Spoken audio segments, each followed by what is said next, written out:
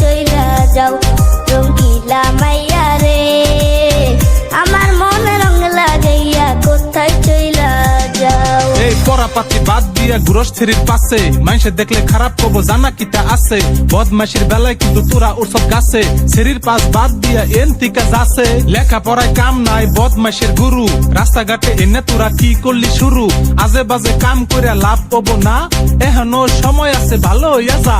আঙ্গা কথা